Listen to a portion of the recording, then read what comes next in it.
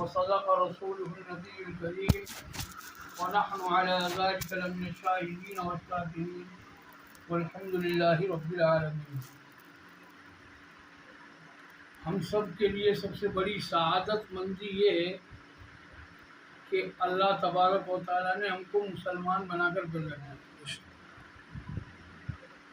اگر ہمارے آباء و اجداد اسلام قبول نہ کیا ہوتا انہوں نے، تو آج ماحول جو ہم دیکھ رہے ہیں، امید نہ تھی کہ اسلام قبول کرنا اتنا آسان ہوتا ہمارے لیے۔ کسی ایک کو آپ اسلام کی دعوت دے کر دیکھ لیجیے اپنے علاقوں میں، اپنے گاؤں میں، اتنی کسی کے اندر ہمت نہیں ہے کہ کھلم کھلا دعوت دے سکے کہ بھائی اسلام کی طرف آؤ، اسلام قبول کرو۔ جب ہماری اتنی تک ہمت نہیں کہ ہم کسی کو یہ کہہ سکیں کہ بھائی اسلام کو سمجھو، اسلام کی طرف آؤ، جب یہ کہنے تک کی ہمت نہیں ہے تو کس طرح لوگ، اگر ہم مسلمان نہ ہوتے تو کیسے ہمیں کوئی دعوت دیتا، ہم کیسے ایمان لاتے؟ اور اگر اسلام قبول نہیں کیا کسی نے، پیدا ہوا دنیا میں اور مسلمان نہیں بنا اور دنیا سے چلا گیا، تو میرے بھائیوں، میرے بزرگوں، اتنا بڑا گھاٹا کر کے گیا، اتنا بڑا گھاٹا کر کے گیا کہ ہمیشہ ہمیشہ عذاب میں رہے گا، جہنم میں جلے گا، اس کو نجات نہیں ملے گی، کبھی بھی نجات نہیں ملے گی۔ اور اگر ایمان لے آیا، اللہ رسول کو برحق جانتا ہے، اللہ کو پہچانتا ہے، نبی صلی اللہ علیہ وسلم پر ایمان رکھتا ہے، قرآن پاک کو اللہ کی کتاب سمجھتا ہے، قیامت کو برحق مانتا ہے اور تقدیر کو مانتا ہے، جو کچھ اچھا برا ہوتا ہے اللہ کی طرف سے ہوتا ہے، اس کا یقین کرتا ہے،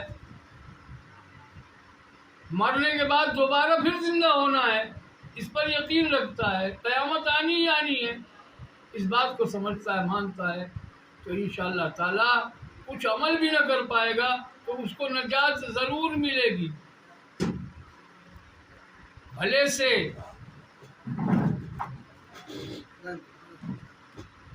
نیک اعمال نہ کرنے کی وجہ سے اور برائیوں سے نہ بچنے کی وجہ سے تھوڑا سا سزا بھی ملے اس کو، تو بھی ایمان ایسی چیز ہے کہ ایمان کی برکت سے اس کو نجات ضرور ملے گی۔ یہ تو پوری دنیا، ایک وقت ایسا تھا کہ پوری دنیا کفر کے اندھیرے میں گر گئی تھی، سب کفر میں جی رہے تھے۔ حضرت ابراہیم علیہ السلام نے دعا کی تھی، میں نے قرآن پاک کی جو آیت پڑھی، ربنا وبعث فیہم رسولا منہم،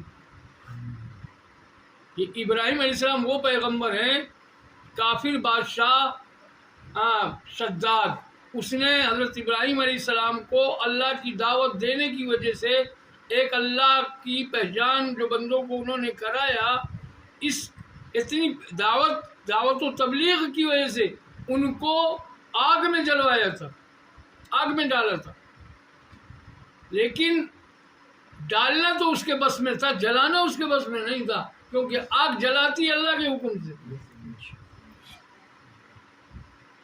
پانی کے اندر ڈبونے کی صلاحیت اللہ نے پیدا کی ہے تو ڈبوتا ہے،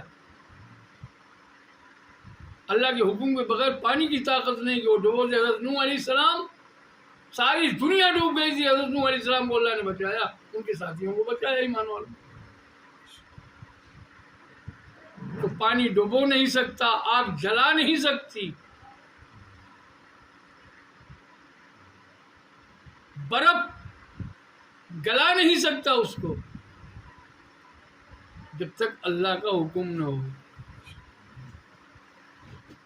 چھری جو ذبح کرتی ہے، وہ ذبح کرنے کی طاقت اس کے اندر نہیں، اللہ کے حکم کے بغیر۔ حضرت ابراہیم علیہ السلام نے اپنے بیٹوں کو تو قربان کیا تھا اللہ تعالیٰ کے حکم سے، یہ نہیں کہ خالی ایسے ہی پھیرا ہو، جب نہیں چل رہی تھی تو حضرت ابراہیم علیہ السلام اپنے بیٹے حضرت اسماعیل علیہ السلام کے گلے میں نوک رکھ دیا اور اس پر پوری طاقت سے لد گئے. اس کے بعد بھی ایک رویا نہیں کاٹ پائی. غصہ ہو کر چھری کو زمین میں پٹک دیا. کم وقت اللہ کا حکم ہے کہ میں اپنے بیٹے کو ذبح کروں گا، قربان کروں، اور تو چل نہیں رہی. تو چھری کو اللہ تعالیٰ نے بولنے کی صلاحیت دی.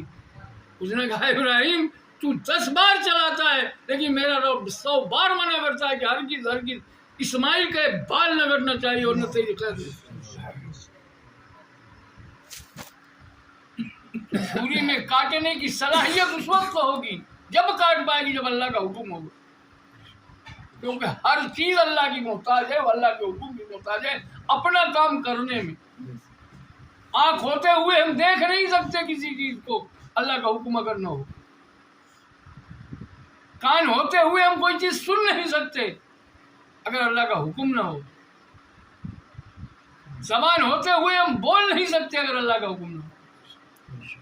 اور اللہ کا حکم ہو تو حضرت عمر رضی اللہ تعالیٰ عنہ مدینے میں ممبر پر بیٹھ کر کے جب کوئی بات کہتے ہیں کہ فلاں پہاڑ کے پیچھے سے دشمن کی فوج آ رہی ہے دیکھو، تو 300 میل کے اندر بھی وہ سن لیتا ہے سپہ سالار. کیونکہ سننے کی صلاحیت جس طرح ہم قریب سے سن لیتے ہیں، اللہ تعالیٰ اس بات پر بھی قادر ہے کہ وہ 300 میل کے اندر سنواتے ہیں. تو ہر چیز اللہ کے حکم سے ہی ہوتی ہے، اللہ کے حکم کے بغیر کچھ بھی نہیں ہوتا. تو اللہ تبارک و تعالیٰ سے دعا کی حضرت ابراہیم علیہ السلام کہ یا اللہ، یہ ان پڑھ لوگ ہیں، انہوں نے کوئی کالج میں نہیں پڑھا، کسی یونیورسٹی میں نہیں پڑھا، کوئی مدرسہ ان کو حاصل نہیں.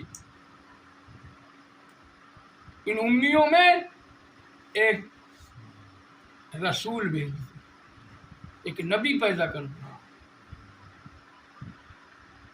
جو انہی میں سے ہو. کوئی فرشتہ نہ بھیج دینا، کیونکہ اللہ تعالیٰ تو قادر سے کسی فرشتے کو بھیجتے اور اس سے کہتے کہ دعوت و تبلیغ کرو، اور فرشتے کو تو کوئی کچھ کر بھی نہ پاتا.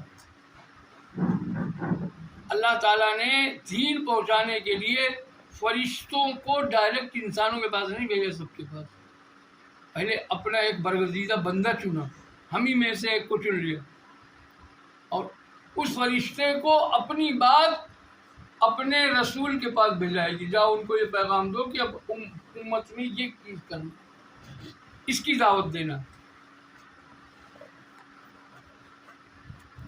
کیا لوگوں، ایک اللہ کی پوجا کرو، انشاءاللہ تعالیٰ نجات پا جاؤ گے. میں تم کو بتاؤں گا کہ تم کو کس طرح چلنا ہے، دنیا میں کس طرح زندگی گزارنی ہے، کون سی چیز کرنی ہے، کون سی چیز نہیں کرنی، یہ میں بتاؤں گا. اور یہ رسول کے پاس میرا قاصد آئے گا، اور رسول تم اپنے گھرانے کے ہیں، خاندان کے ہیں، قبیلے کے ہیں، وہ تم کو بتائیں گے اور تم ان کے مطابق اپنی زندگی گزارو. اگر ان کے کہنے کے مطابق چلو گے تو بہت بڑے عذاب سے بچ جاؤ گے. اور خدا نہ خواستہ دھرمی میں پڑھ کے انہی کا انکار کر دیا تو یاد رکھو، اللہ فرماتے ہیں ان عذابی لشدید، میرا عذاب بہت سخت ہے، جھیل نہ پائے گا کوئی.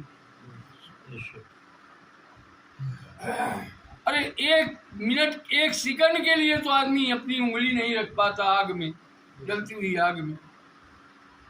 اور جب کسی کو یہ دنیا کی آگ تو 70 مرتبے بجھائی گئی ہے، تب جا کر یہ دنیاوی آگ ہے 70 گنا تیز آگ ہے جہنم کی، کہ اگر خالی ڈال دیا جائے تو سیکنڈوں میں وہ کوئلہ ہو جائے گا. اور اللہ تعالیٰ اس آگ میں ڈالیں گے اپنے نافرمانوں کو جو اللہ کی بات نہیں مانتے، جو اللہ کو اپنا رب نہیں مانتے، اپنا خالق و مالک نہیں مانتے، اور اللہ کے رسول کو جھٹلاتے. ان کے لیے فرمایا کہ اس جہنم ہی ہمیشہ ہمیں جہنم میں جائے گا۔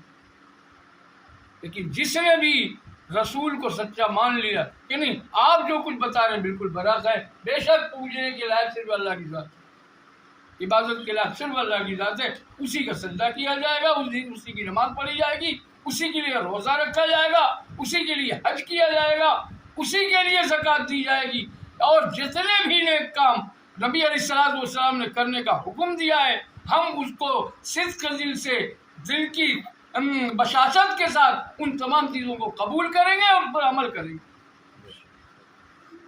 اور نبی جن چیزوں سے روک دیں گے انشاءاللہ تعالیٰ ہم ان چیزوں سے رک جائیں گے، خرافات نہیں کریں گے، ہندوانہ رسم و رواج نہیں کریں گے، ہم ہر کام میں پوچھیں گے، شادی بیاہ میں جو جو رسمیں ہندوؤں کی ہوتی ہیں ہم وہاں معلوم کریں گے ہم تو ایمان والے ہیں، ہمیں کیا کرنا چاہیے۔ اور علم نہ ہونے کی وجہ سے، ہندوؤں کے بیچ میں رہنے کی وجہ سے ہمارے یہاں بھی مروا گاڑا جاتا ہے، ہمارے یہاں ساری رسمیں وہی کی جاتی ہیں، جبکہ نبی علیہ السلام نے ہم کو، اسلام ایک الگ مذہب ہے، ایک دم سادہ سمپل اچھا بہترین مذہب ہے، اس میں کسی قسم کا کوئی خرافات نہیں ہے۔ تو اتنا اچھا مذہب ہوتے ہوئے اور اس کے بعد بھی ہم ہندوؤں کی چیزیں تلاش کریں اور ان کو اپنے عمل میں لائیں تو یہ ہماری بدنصیبی ہے۔ ہم نے نبی کو نہیں سمجھا، ہم نے اللہ کی باتوں کو قبول نہیں کیا۔ کیا ہے؟ ہاں نکلا دیجیے ان کو، نہیں آپ نکل جائیے، ان کو نکلا دو، پکڑا کے لے جاؤ آرام سے آرام سے۔ گندی کہاں ہے؟ گندی نہیں لائے۔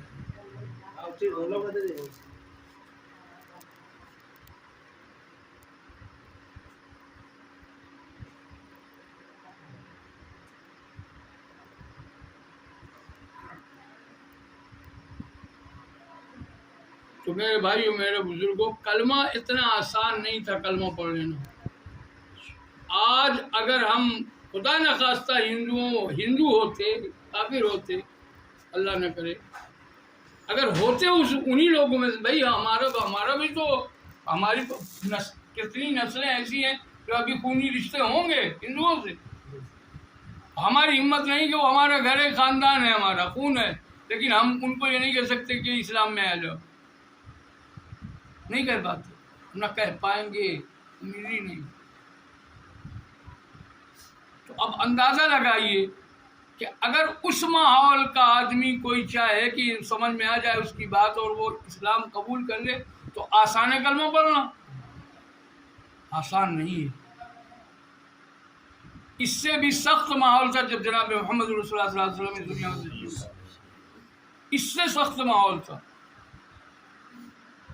وہاں تو ہر ایک مکھیا بنا ہوا تھا، اور ان زمینداروں اور ان مکھیوں کے سامنے کسی کی ہمت نہیں تھی کہ کوئی ان کے معبودوں کو یہ کہہ سکے کہ بھائی ان کو کیسے پوجتے ہو، ایک اللہ کو پوجو۔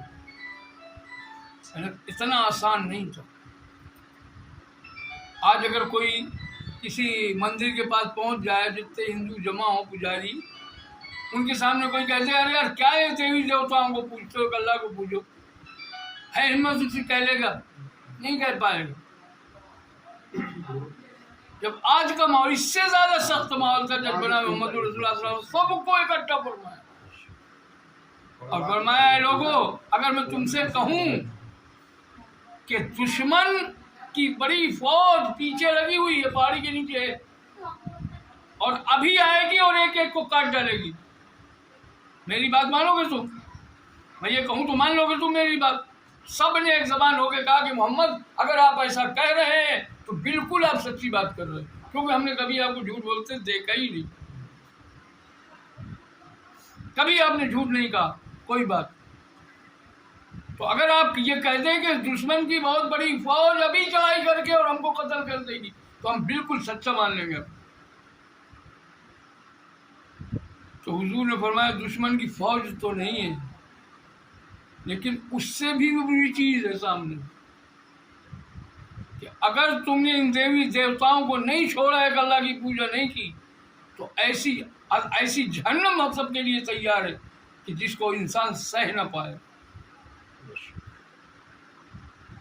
وہی جو کہہ رہے تھے کہ آپ کی ہر بات مانیں گے، آپ سچے ہیں، وہی کہنے لگے کہ محمد تو جھوٹا ہے، تو اللہ کا رسول ہو ہی نہیں سکتا. ہم تیری بات نہیں مانیں گے، ہم اپنی دیوی دیوتاؤں کو کیسے چھوڑ سکتے؟ پانی برسانے کا خدا الگ ہے، سفر میں جانے کا محفوظ راستہ دینے والا خدا الگ ہے، روزی دینے والا خدا الگ ہے،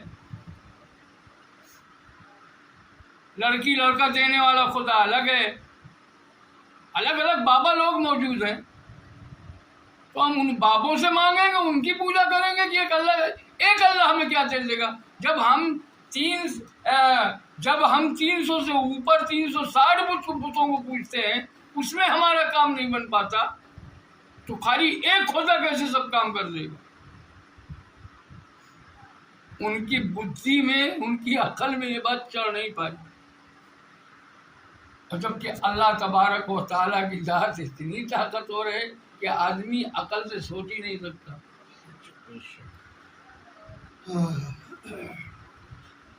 وہاں تو صرف ایک بات کہہ دیتے کن، وہ چیز ہو جاتی ہے، فوٹ سے ہو جاتی. یہ چیز ہو جائے وہ ہو کر رہے گی، ٹل نہیں سکتی. اللہ حکم دے دے فرمایا پوری زمین کو سونے سے بھر دو، تو پوری زمین سونے سے بھر جائے گی.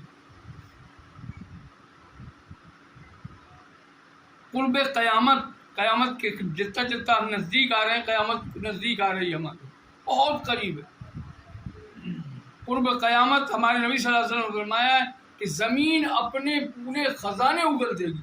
زمین میں اللہ نے خزانے بھر دیے، وہ سارے خزانے اگل دے گی، سب اوپر آ جائے گا خزانہ. ایک وقت ایسا آئے گا کہ سارے لوگ اتنے مالدار ہوں گے کہ کوئی ایک آدمی بھی زکوٰۃ صدقہ لینے والا نہ رہ جائے.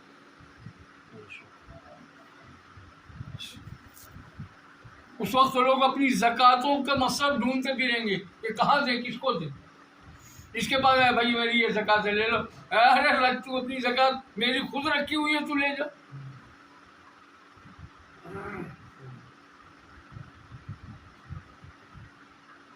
ارے ابھی دیکھ لیجیے ہمارے بچپن میں لوگوں کو شکر دیکھنے کو نہیں ملتی تھی.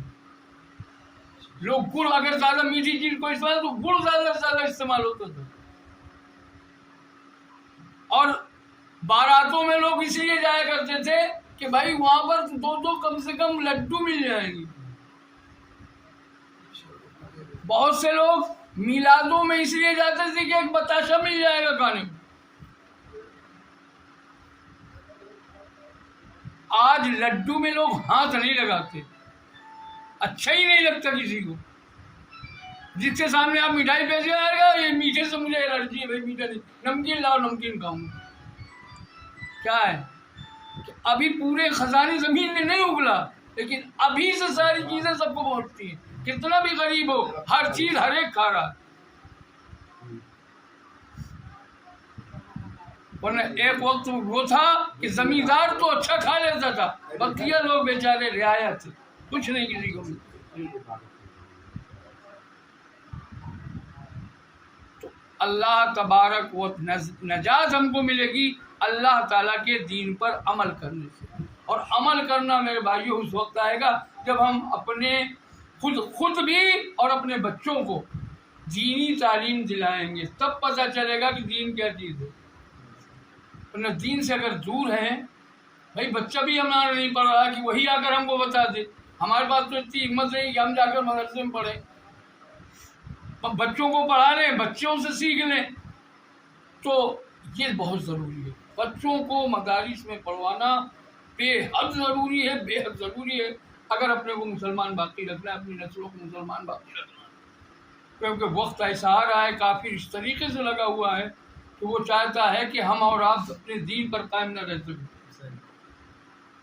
تو ہم تو کسی طریقے سے الحمدللہ ماحول میں ہیں، تو ہم تو بچائے ہوئے ہیں کسی نہ کسی حد تک، دین ہے، لیکن آنے والی جو نسلیں اگر ان کو پڑھایا نہیں جائے گا تو وہ تو بیچارے بہت جلدی قبول کر لیں گے ان کی باتوں کو۔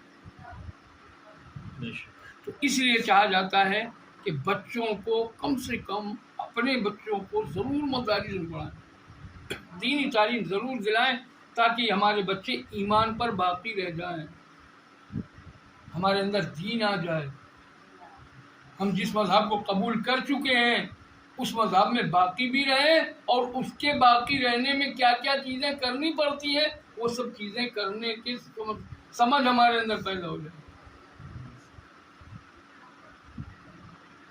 صحیح باتیں آپ سب سے کرنی ہے، میری ماں و بہنیں بھی غور کریں، آپ لوگ نماز پڑھیے، کم سے کم 5 وقت کی نماز مسلمان پر فرض ہے، اگر نہیں آتی تو سیکھیے، اور نہیں آتا تو کم سے کم سجدہ تو کیجیے اللہ کے سامنے۔ نماز کسی کو معاف نہیں، اس لیے میرے بھائیوں میرے بزرگوں